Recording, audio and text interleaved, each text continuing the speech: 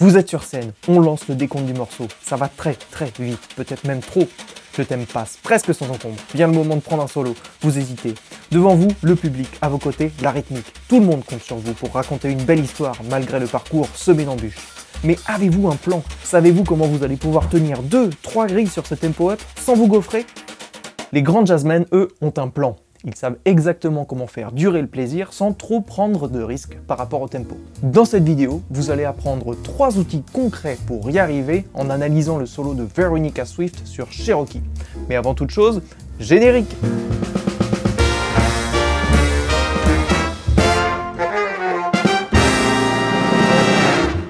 Jazzwomen, jazzmen, bonjour! Bienvenue sur la chaîne de jazzcomposer.fr. En ce moment, j'ai envie d'approfondir un élément crucial de notre pratique, le rythme. Et merci pour tous vos retours enthousiastes qui me confirment certains de vos besoins sur le sujet.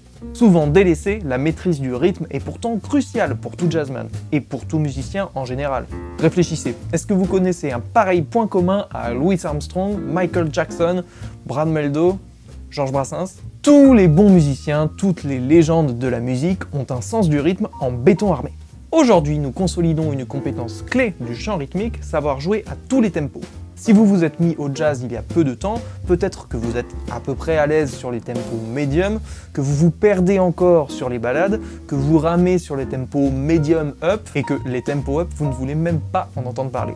Et pourtant, quel plaisir de surfer sur une vague musicale déferlante à plus de 200 BPM, de se sentir propulsé par une rythmique grondante, d'enchaîner les croches par dizaines dans des phrases virtuoses. Cette excitation est bien palpable dans la prestation de la chanteuse Veronica Swift, accompagnée par le groupe de Wynton Marsalis à Marciac, sur le tempo up Cherokee. Écoutez attentivement le solo de cette nouvelle star du jazz vocal. Nous allons y déceler 3 astuces qu'elle utilise pour ne pas ramer et s'en sortir avec classe.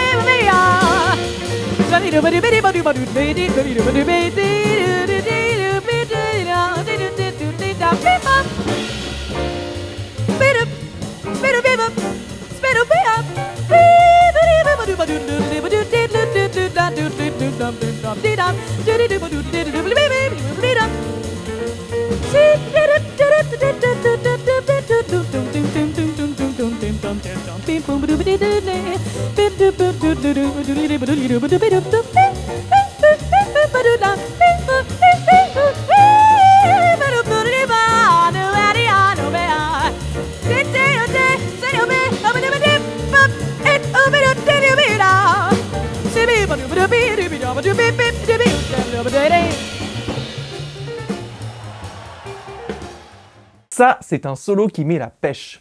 Passons tout de suite au premier outil qu'utilise Veronica Swift pour ne pas se gameler et varier ses idées rythmiques. Le débit est une des fondations les plus importantes du rythme.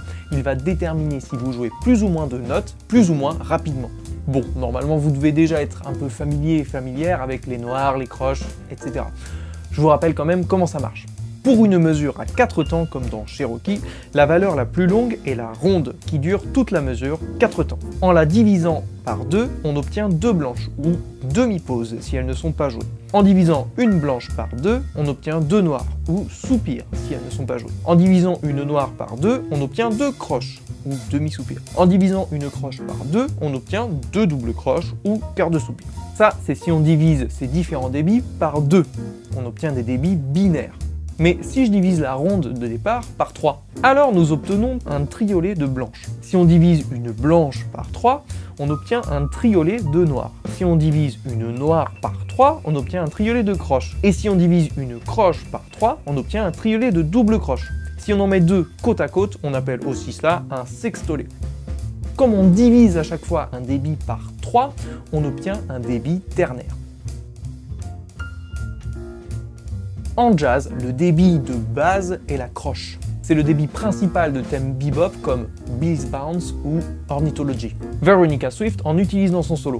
Regardez, remarquez que toutes les régions ne sont pas surlignées. Elle n'utilise pas que des croches. Et si vous regardez maintenant ce surlignage, il vous indique les endroits où Swift utilise des débits moins rapides que la croche, et qui donc nécessitent moins de virtuosité, ce qui va nous intéresser. Regardons cela de plus près. Dans cet exemple, Swift utilise des noirs. Ici, Swift utilise un inhabituel quintolet de noirs, donc c'est 5 subdivisions dans une mesure.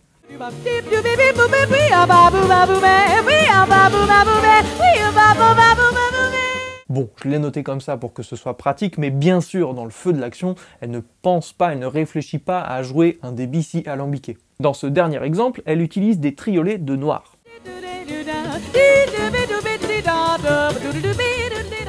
Ce débit est particulièrement intéressant car il est situé dans la hiérarchie juste avant la croche. Pour apprendre à le maîtriser, prenez un motif de 6 notes, par exemple la gamme blues majeure.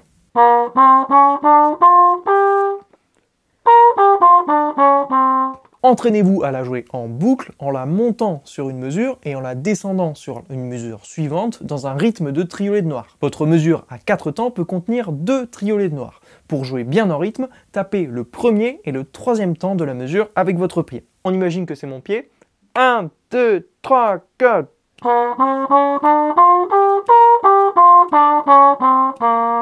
Quand vous serez à l'aise, tapez les 4 temps de la mesure, sachant que les second et quatrième temps tombent juste après la seconde noire d'un triolet. 1, 2, 3, 4.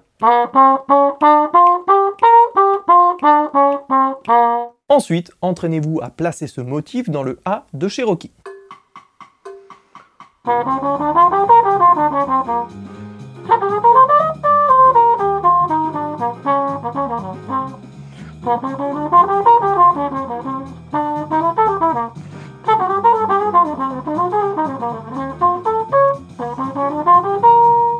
Travaillez-le à partir de 160 ou 180 à la noire dans un premier temps. Bien sûr, on peut aller beaucoup plus loin avec ce débit, on peut ne pas jouer certaines de ces subdivisions, ou alors le mixer avec d'autres débits. Si vous voulez que je vous apprenne pas à pas comment faire, indiquez-le en commentaire. Passons tout de suite au deuxième outil.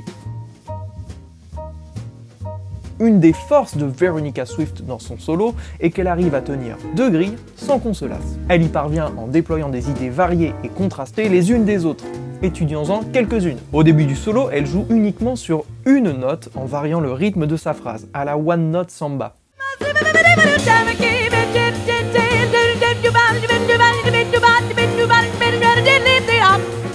C'est une première idée assez simple à glisser dans votre boîte à outils. Ensuite, elle va utiliser un motif récurrent qu'elle va développer sur le second A.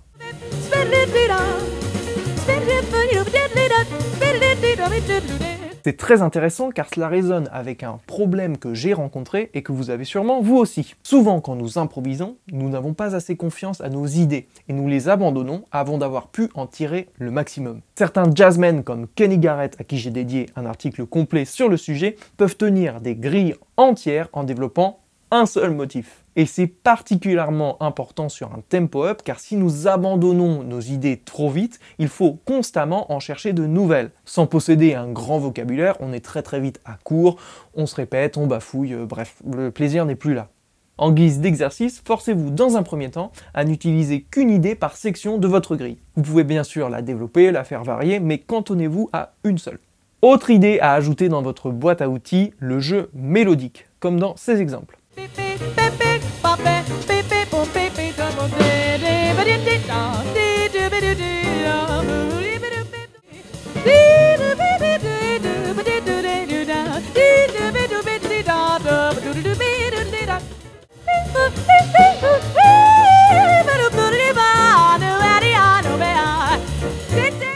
Veronica Swift se détache de la rythmique et évolue sur des débits plus lents que la croche, notamment le triolet noir, pour créer des phrases sonnant comme des nouvelles mélodies sur les accords. Elle y parvient en pensant l'harmonie horizontalement, c'est-à-dire par rapport à la tonalité globale de la progression d'accords en utilisant sa gamme. Par exemple, la section A de Cherokee est principalement en si bémol majeur. Swift improvise avec la gamme de si bémol majeur sur cette section sans trop se soucier des accords qui défilent.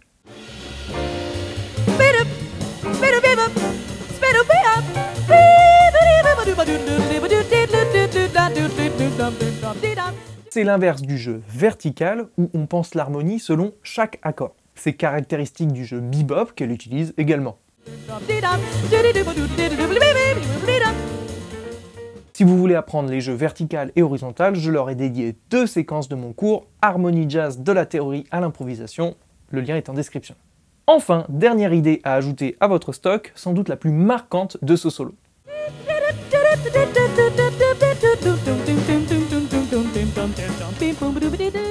Ici, Swift imite la contrebasse en jouant une ligne de basse selon la progression d'accords, avec un rythme de noir, donc une walking bass. C'est une super idée à vous approprier car elle est assez simple à mettre en œuvre, et elle a plus d'intérêt que ce que vous pensez. Comme les notes visées sont les fondamentales des accords, en travaillant la walking bass, vous consoliderez votre connaissance de la grille. En bonus, cela va développer votre oreille, car en vous mettant à la place de la contrebasse, vous entendrez mieux ce qu'elle joue au sein du groupe, et donc vous vous perdrez moins facilement sur les grilles, vous aurez moins de mal à repiquer une grille, etc.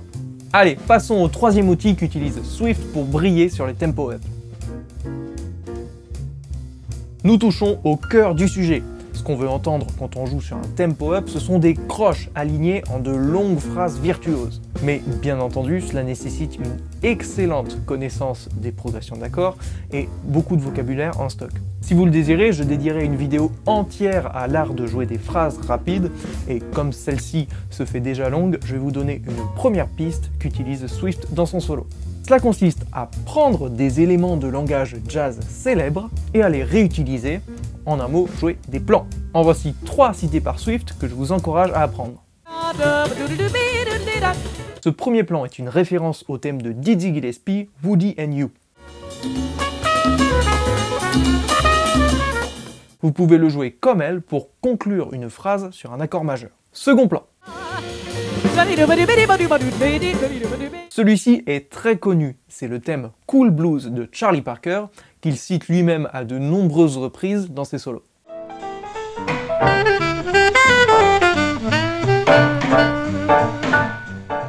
Vous pouvez le jouer simplement sur un accord majeur ou sur la progression premier degré pendant une mesure, 2/5 pendant une autre mesure et résolution sur le premier degré.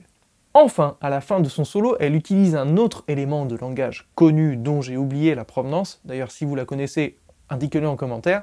Cela consiste à jouer sur un 2/5 majeur, la substitution tritonique du 5e degré, mais avec une couleur majeur 7, ce qui donne en Do, Ré mineur 7, Ré bémol majeur 7 à la place de Sol 7 et Do majeur 7. Donc le 2/5 majeur normal c'est Ré mineur 7, Sol 7, Do majeur 7.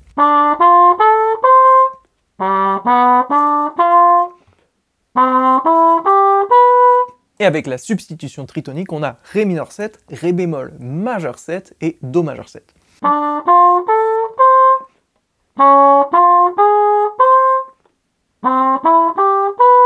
Veronica Swift le joue sur le 2/5 en si bémol majeur, c'est-à-dire un arpège de Do mineur 7, un arpège de Do bémol majeur 7 ou Si majeur 7 à la place du 5e degré Fa 7 et la résolution sur Si bémol majeur 7. Entraînez-vous à jouer ces 3 plans le plus vite possible et replacez-les dans les grilles des tempo up que vous travaillez. En décortiquant ce solo, nous avons vu 3 outils qu'utilise Veronica Swift pour s'en sortir avec brio sur un tempo up comme Cherokee. Premièrement, elle joue dans des débits moins rapides que la croche, comme le triolet de noir ou la noire. Deuxièmement, elle varie son style de jeu pour ne pas s'enfermer dans un langage bebop qui peut être compliqué à tenir si jamais on n'a pas beaucoup de vocabulaire. Donc elle alterne entre un jeu purement rythmique sur une note, le développement de motifs sur une section entière, un jeu plus mélodique et l'imitation de la contrebasse avec la walking bass. Troisièmement, elle cite des éléments de langage jazz célèbres, ce qui lui permet de jouer dans un débit rapide facilement. Maintenant, à vous de jouer! En travaillant ces différentes astuces avec les exercices que je vous ai donnés, vous pourrez vous aussi vous faire plaisir sur ces tempos extrêmes. Avant toute chose, n'oubliez pas de vous abonner et de mettre un pouce sous cette vidéo. Cela signale à YouTube qu'elle contient de super conseils et que vous la recommandez à d'autres collègues jazzmen. Cela ne vous coûte rien, vous soutenez mon travail et encouragez la parution de vidéos futures. Comme d'habitude, j'attache une grande importance à vos retours en commentaire. Cela me donne des idées d'articles ou de vidéos, comme celle-ci, où je vous présente 3 alternatives à l'énervant métronome. A bientôt sur jazzcomposer.fr.